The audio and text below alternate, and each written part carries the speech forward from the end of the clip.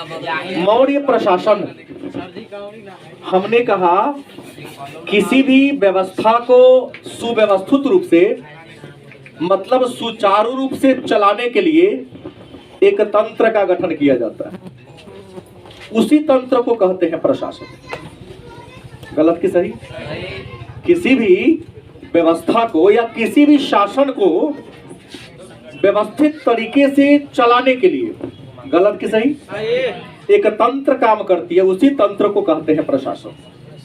जैसे भारत संघात्मक शासन व्यवस्था वाला देश है।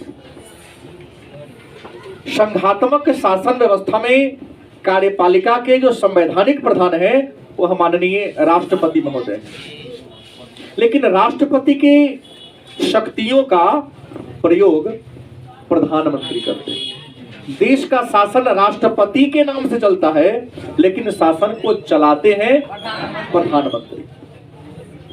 प्रधानमंत्री अपने कार्यों में सहायता करने के लिए एक विशाल मंत्री परिषद का, मंत्रिमंडल का गठन करते हैं और हर डिपार्टमेंट को अलग अलग लोगों के हाथ में दे दिए हैं कि आप रेल विभाग संभाल लो, आप रक्षा विभाग संभाल लो, आप विदेश विभाग संभाल लो। पूरे देश की बात होती है। पुनः शासन व्यवस्था को सुचारू रूप से चलाने के लिए देश को कई छोटे छोटे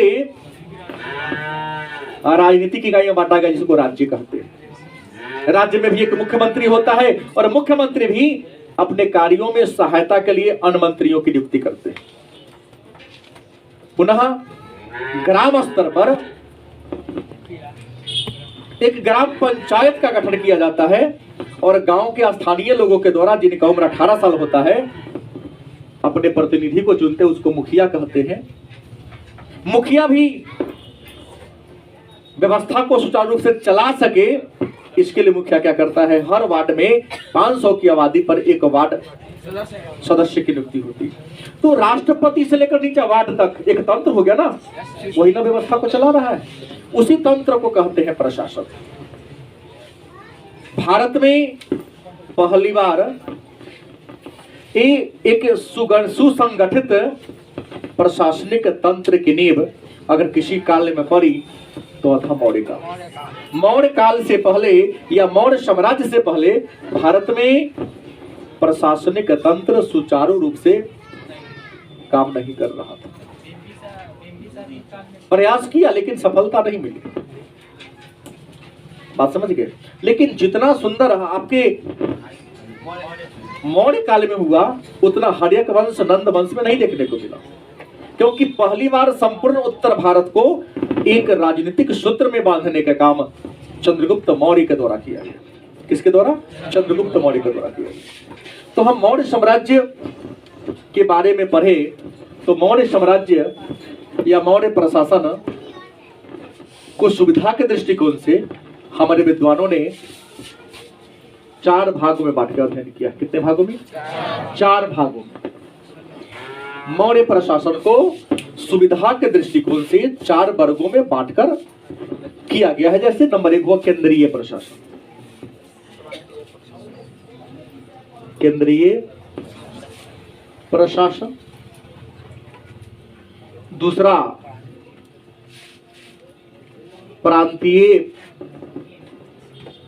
प्रशासन। तीसरा नगर प्रशासन और चौथा ग्राम प्रशासन। मतलब मौर्य प्रशासन को अध्ययन की सुविधा के दृष्टिकोण से हम कितने भाग बांटते हैं? 4 भागों में। पहला केंद्रीय प्रशासन या केंद्रीय सरकार। केंद्रीय प्रशासन का जो प्रधान था वह था राजा। केंद्रीय प्रशासन का जो हेड था वह कौन था? जैसे भारत के शासन के प्रधान, संवैधानिक प्रधान राष्ट्रपति, लेकिन वास्तविक प्रधान देश का शासन राष्ट्रपति के नाम से चलाया जाता है, लेकिन चलाता कौन है? तो प्रधानमंत्री चलाता है। केंद्रीय प्रशासन का प्रधान कौन था? राजा था। राजा ही शासन का सर्वे सर्वा था और राजा का पद वंशानुगत था। लेकिन राजा अपने कार्यों में सहायता के लिए एक बहुत बड़ा पदाधिकारी था जिसका नाम था पुरोहित। क्या नाम था? पुरोहित। और एक दूसरा जो मेन पदाधिकारी था उसका नाम था मंत्री। मंत्री मंत्री की नियुक्ति करता था। इन बड़े पदाधिकारियों की नियुक्ति करने के लिए इसका जांच होता था। टेस्ट में पास कर गया था आपको नियुक्त किया जाएगा। उस परीक्षण को कहा जाता था उपधा परीक्षण। उपधा परीक्षण। बच्चे थोड़ा नई किताब में कहां सा गया सर, ये बहुत प्रकार के प्रश्न करने लगते हैं, लेकिन आप समझने में इसलिए बहुत बता दे रहा हूं। बड़े बड़े उपधा परीक्षण टेस्ट लिया जाता था। जैसे IAS IPS की बहाली तो वहां इंटरव्यू लिया जाता है ना, और इसमें कुछ टेस्ट था। उस टेस्ट को पास करते तब इस पद पर आ पाते। हालांकि राजा अपने कार्यों में सहायता के लिए एक मंत्री परिषद का गठन करते थे। क्या करते थे? मंत्री परिषद का गठन करते थे। और मौर्य काल में मंत्री परिषद में कम से कम 12 को, अधिक से अधिक 20 को मंत्री हुआ करता था।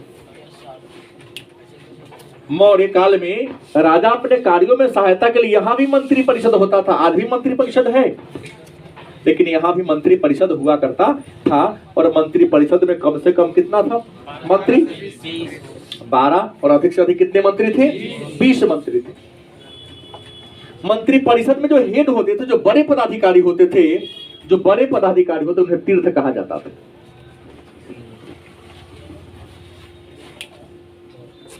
मंत्री परिषद में जो बड़े स्तर के मंत्री होते थे उन्हें क्या कहा जाता था? तीर्थ। तीर्थ को महामात्य भी कहते हैं। क्या कहते हैं? महामात्य। इसकी संख्या 18 थी। अर्थशास्त्र के अनुसार तीर्थ की संख्या कितनी थी? महामात्र की संख्या कितनी थी? 18 थी। ये बड़े बड़े लोग होते थे। इन मंत्री परिषद में जितने मंत्री थे, जो छोटे मंत्री थे उन्हें 12,000 पन वार्षिक वेतन मिलता था। आज जो बड़े बता रहा हूं, और जो बड़े थे उन्हें 48,000 पन। अब कहोगे कि पन क्या था? तो मौर्य काल में मुद्रा को पन कहा जाता था। आज हम रुपया कहते हैं ना, तो मौर्य काल में मुद्रा को क्या कहा जाता था? पन कहा जाता था। तो मंत्री को, जो साधारण किस्म के मंत्री थे, उन्हें 12,000 पन वार्षिक मिलता था, वेतन मिलता था। और जो बड़े मंत्री हुआ करते थे उन्हें 48,000 पन, मतलब सालाना, मतलब छोटका कर्मचारी को 1,000 के महीना और बड़का को 4,000 के महीना मिलता था। कोई दिक्कत? इसमें राजा शासन के प्रधान थे। और आपने चाणक्य का नाम सुना होगा। क्या? चाणक्य ने सप्तांग, क्या? सप्तांग सिद्धांत दिया। किसका? तो राज्य का। राज्य का सप्तांग सिद्धांत कौन दिया? चाणक्य ने कहा कि राज्य के कितने अंग होते हैं? 7। बीए में पॉलिटिकल साइंस ऑनर्स यदि आप लेते हो तो इन 7 के बारे में विस्तार से चर्चा करना पड़ेगा। तो राज्य के सप्तांग सिद्धांत कौन दिया? चाणक्य ने दिया। और चाणक्य के अनुसार राजा के 7 गो अंग कौन कौन है? तो नंबर 1 में तो अपने अपने राजा हो जाएंगे, फिर मंत्र, ठीक है, अमात्य हो जाएंगे, जनपद हो जाएगा, दुर्ग, कोष, सेना हो जाएगा, मित्र, 1 2 3 4 5 6 7। राज्य के सप्तांग सिद्धांत मतलब राज्य के 7 अंग होते हैं। किसके अनुसार? चाणक्य के अनुसार। और राजा इन्हीं 7 अंगों की सहायता से शासन व्यवस्था को चलाने का काम करते हैं। सप्तांग में कौन कौन आता था? राजा, जो शासन का आधार है। अमात्य माने मंत्री, जनपद माने जिला, दुर्ग माने राजा के भवन का जो घेरावा है वो मजबूत होनी चाहिए, कोष माने खजाना, सेना जो शासन व्यवस्था को सैनिक, और मित्र मतलब राजा के सहयोगी। इतने के सपोर्ट से राजा शासन व्यवस्था को चलाते थे। इसके अलावा कुछ बड़े बड़े पदाधिकारी और हुआ करते थे। न्यायालय भी हुआ करते थे। मौर्य काल में हम न्यायालय की बात करते हैं। अगर मौर्य काल में न्यायालय की बात करते तो मौर्य काल में न्यायालय दो प्रकार के थे। मौर्य काल में न्यायालय कितने प्रकार के थे? दो प्रकार के न्यायालय थे। कचहरी कितने प्रकार के थे? दो प्रकार के। एक था धर्मस्थल और दूसरा कौन था? कंटक शोधन। न्यायालय जहां पर मुकदमे की सुनवाई होती है न्यायालय कहा जाता है। और न्यायालय मौर्य काल में कितने प्रकार के होते हैं? दो प्रकार के थे। एक क्या था? धर्मस्थल। दूसरा क्या है? कंटक शोधन। धर्मस्थल वह न्यायालय था जहां पर दीवानी मुकदमे की सुनवाई होती थी, और कंटक स्थल शोधन वह न्यायालय था जहां पर फौजदारी मुकदमे की सुनवाई होती थी। मन में एक प्रश्न होगा कि सर दीवानी मुकदमा क्या है? आप जान ले कि यहाँ पर जो था वह दीवानी मुकदमा था। कौन था? दीवानी मुकदमा। और यहाँ पर क्या था? फौजदारी मुकदमा। तो मन में होगा दीवानी मुकदमा कहते किसे हैं, फौजदारी मुकदमा किसे कहते हैं? तो रुपए के लेन देन मारपीट से जुड़ा हुआ मुकदमा होगा उसे कहेंगे दीवानी, और खून खराबा हत्या बलात्कार जैसी घटना के बारे में होगा उसको फौजदारी मुकदमा कहेंगे। कोई दिक्कत? अलग अलग सबके न्यायाधीश होते थे, लेकिन सबसे बड़ा न्यायाधीश कौन था? राजा। सेना की बात करते हैं, किसकी बात करते हैं? सेना। तो मौर्य काल में सेना के 6 प्रकार के था। मौर्य काल में सेना के कितने प्रकार थे? सेना के कितने अंग थे? पहला था पैदल सेना, दूसरा था अश्व सेना, तीसरा था गज सेना, चौथा था नव सेना या नाव जल सेना, पांचवा था रथ, और छठा था सैन्य यातायात विभाग। इतने अंग थे मौर्य काल में। सेना के कितने अंग थे? 6। पहला पैदल सेना जो पैदल चलता था, अश्व सेना घोड़ा पर चढ़कर चलने वाला, गज सेना हाथी पर चलने वाला, जल सेना नाव पर चढ़ के जल के माध्यम चलने वाला, रथ पर चलने वाला, और सैन्य यातायात विभाग। सैन्य यातायात मतलब सेना किस रास्ता से जाएगा उस रास्ता का मूल्यांकन करेगा, वहां पर पहले जाकर के तंबू वगैरह गाड़ेगा, खाना पीना की व्यवस्था करेगा। ये सेना के क्या थे? 6 अंग थे। राजा के सहायता करने के लिए और भी एक था गुप्तचर। क्या था? राजा को जो गुप्त सूचना देता था, तो राजा को गुप्त सूचना देने वाले पदाधिकारी को गुप्तचर कहा जाता था। राजा को गुप्त सूचना देने वाले जो पदाधिकारी थे उस पदाधिकारी को क्या कहा जाता था? गुप्तचर कहा जाता था। और मौर्य काल में ये जो गुप्तचर थे इसको गूढ़ पुरुष कहा जाता था।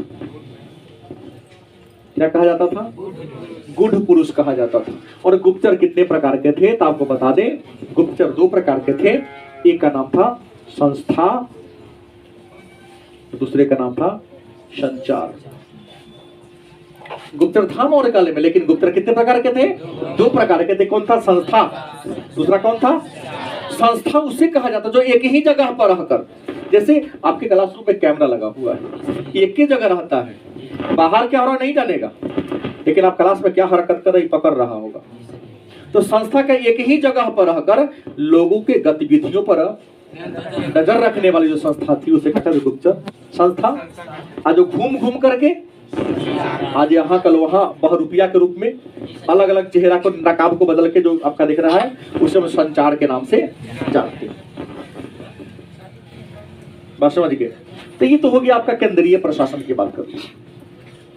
और भी बड़े बड़े पदाधिकारी थे कुछ। जैसे बड़े बड़े पदाधिकारी की हम बात करें तो सबसे पहले आएगा प्रदेष्टा। बड़े पदाधिकारी में बात कर लेते क्या आएगा?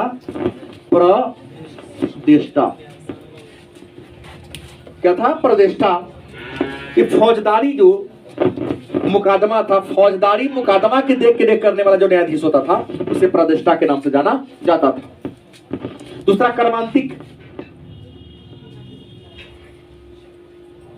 क्या था? कर्मांतिक। कर्मांतिक कौन था भाई? तो मौर्य काल में जितने भी उद्योग थे, ऐसे मौर्य काल में सबसे बड़ा उद्योग था सूती कपड़ा उद्योग। मौर्य काल का सबसे बड़ा उद्योग कौन था? सूती कपड़ा उद्योग। तो जितना भी कपड़ा उद्योग था, कल कारखाना था, उस कल कारखाना पर नियंत्रण रखने वाले जो पदाधिकारी होते थे उस पदाधिकारी को कर्मांतिक कहा जाता था। तो था क्या? दंडपाल। और भी एक अधिकारी था दंडपाल। क्या था? दंडपाल। कौन था? तो सेना के लिए सामग्री इकट्ठा करने वाला, सेना के लिए सामग्री इकट्ठा करने वाले पदाधिकारी को क्या कहा जाता था? दंडपाल। और सेना के लिए अस्त्र शस्त्र, सेना के लिए घोड़ा, सेना के लिए हथियार, सेना के लिए वस्त्र, सेना के लिए सामग्री को इकट्ठा करने वाले जो पदाधिकारी थे उन्हें दंडपाल कहा जाता था। और सीमापाल, अगला कौन होगा? अंतपाल। एक और ले रहा हूं, अंतपाल। सीमावर्ती दुर्ग, राज्य के अंत में राज्य की जो सीमा होती है, राज्य पहले लोग राजा लोग अपने सीमा के अंदर बाउंड्री घेरवा देते थे। तो सीमा पर जो दुर्ग था, जो बाउंड्री था, जो किला था, उस किला की देख रेख करने वाले जो पदाधिकारी होते थे उसे अंतपाल कहा जाता था। उसके बाद होता था और भी कर्मचारी, दुर्गपाल। दुर्गपाल कौन था? तो राजा का जो घर था, उस घर के बाउंड्री की सुरक्षा करने वाला जो कर्मचारियों का हेड था उसे दुर्गपाल कहा जाता था। उसका था प्रशस्ता। प्रशास्ता, राजा के आदेश को लिखने वाला, राजा बोलते उस आदेश को क्या कर लिया? लिख लिया। तो राजा के आदेश को लिखने वाले को प्रशस्ता कहा जाता था। उसका अंतवेशिक, और भी एक पद था अंतवेशिक। अंतवेशिक क्या था?